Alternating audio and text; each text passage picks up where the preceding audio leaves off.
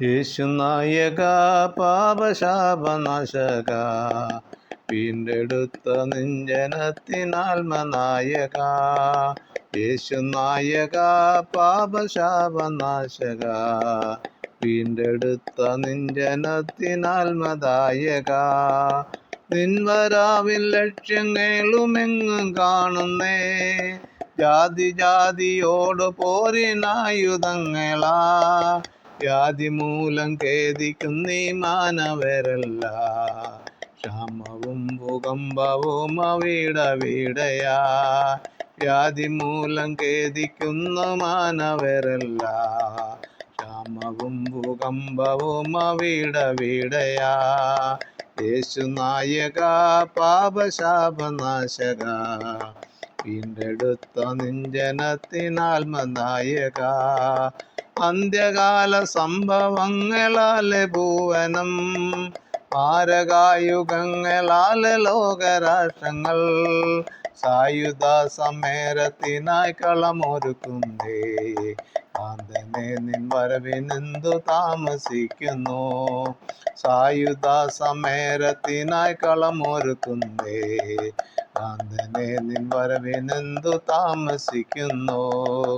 യേശുനായക പാപശാപനാശക, വീണ്ടെടുത്ത നിഞ്ജനത്തിനാത്മനായക. യേശുനായക പാപശാപനാശക, വീണ്ടെടുത്ത നിഞ്ജനത്തിനാത്മനായക.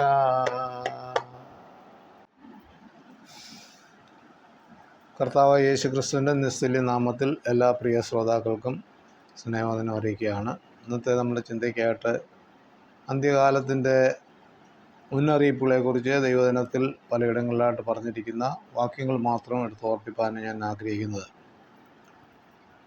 അന്ത്യകാലത്ത് കള്ളപ്രവചനവും ദുരുപദേശങ്ങളും ഉണ്ടാകുമെന്ന് 2 പത്രോസ് 2-ാം അധ്യായം അതിൻ്റെ 1 മുതൽ 3 വരെയുള്ള വാക്യങ്ങൾ വായിക്കുന്നുണ്ട്. 2 തിമോത്തിയോസ് 3:3 അന്ത്യകാലത്ത് ഇണങ്ങാത്തവരും വാത്സല്യമില്ലാത്തവരുമായൊരു തലമുറ ഉണ്ടാകുമെന്ന് പറഞ്ഞിട്ടുണ്ട്. മത്തായിയുടെ സുവിശേഷം 24-ാം അധ്യായം അതിൻ്റെ 7-ാം വാക്യത്തിൽ ജാതി ജാതിയോടും രാജ്യം രാജ്യത്തോടും എതിർക്കും അല്ലെങ്കിൽ ഉണ്ടാകുമെന്ന് പറയുന്നുണ്ട്. 2 തിമോത്തിയോസ് 3:1 ദുർഘട സമയങ്ങൾ വരും എന്ന് പറയുന്നുണ്ട്.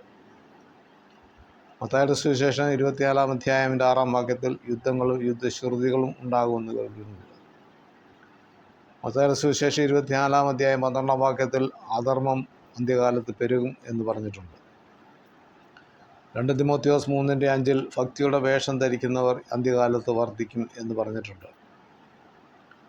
2 തിമോത്തിയോസ് 4:4 സത്യത്തിന് ചെവി കൊടുക്കാതെ കെട്ടുകഥകൾക്ക് തിരിയുന്ന ഒരു കാലം ഉണ്ടാകും, അത് അന്ത്യകാലത്തിൻ്റെ ലക്ഷണമാണ് എന്ന് ദൈവവചനത്തിൽ കൂടെ പറയുന്നുണ്ട്. 2 പത്രോസ് 3-ാം അധ്യായം അതിൻ്റെ 5-6 വാക്യങ്ങൾ വെള്ളത്താലും തീയാലുള്ള നാശത്തെക്കുറിച്ച് പറയുന്നുണ്ട്. 1 തിമോത്തിയോസ് 4:3 മനസാക്ഷി ചൂടുവെച്ച് പലരെയും പല വിഷയങ്ങൾ മുടക്കുന്ന വിഷയത്തെക്കുറിച്ച് പറയുന്നുണ്ട്. മത്തായിയുടെ സുവിശേഷം 24:7 ക്ഷാമം ഭൂകമ്പം ഇവ അന്ത്യകാലത്ത് വർദ്ധിച്ചു വരും എന്ന് പറയുന്നുണ്ട്. 1 തിമോത്തിയോസ് 4:3-4 വാക്യങ്ങളിൽ സഭാ നേതൃത്വങ്ങൾക്ക് പലരും ആഹാരം വിലക്കാതെ ഇന്ന ഭക്ഷണം കഴിക്കാൻ പാടില്ല എന്ന് പറഞ്ഞ് ചെയ്യുന്ന വിഷയത്തെക്കുറിച്ച് പറയുന്നുണ്ട്. 1 തെസ്സലോനിയർ 5:3 പെട്ടെന്ന് വന്നു ഭവിക്കുന്ന നാശത്തെക്കുറിച്ച് പറയുന്നുണ്ട്. സക്കറിയ പ്രവചനം 12-ാം അധ്യായം 3-ാം വാക്യത്തിൽ യെരുശലേം സകല ജാതികൾക്ക് ഭാരമുള്ള കല്ലായി മാറും എന്ന് പറഞ്ഞിട്ടുണ്ട്. അതിപ്പോൾ നടന്നുകൊണ്ടിരിക്കുകയാണ്.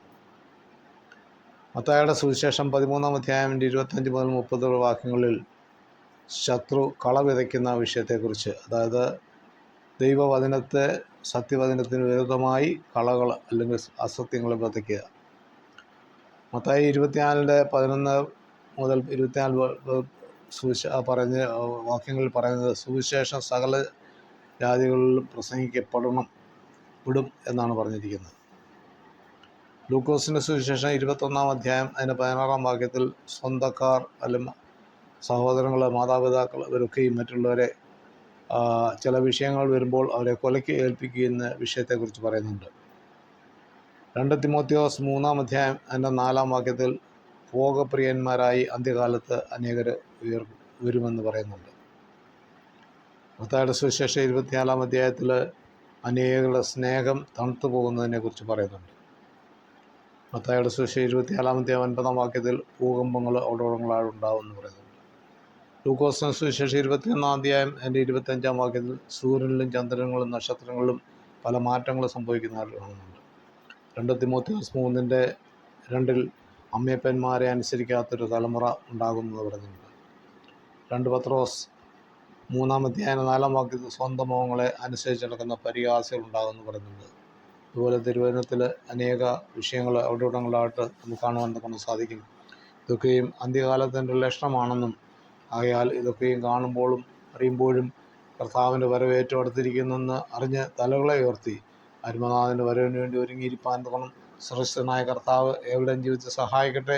അതിനുവേണ്ടി ഏൽപ്പിച്ചു കൊടുക്കുക. ഈ തിരുവചനങ്ങൾ ഓരോന്നെടുത്ത് വായിച്ച് അതിനെ വിശദീകരിക്കാനുള്ള സമയമില്ലാത്തതിനാൽ വാക്യങ്ങൾ മാത്രം പറയുന്നു. ദൈവമായ കർത്താവ് ഈ വചനങ്ങളാൽ നമ്മളെ അനുഗ്രഹിക്കുന്നതാണ്.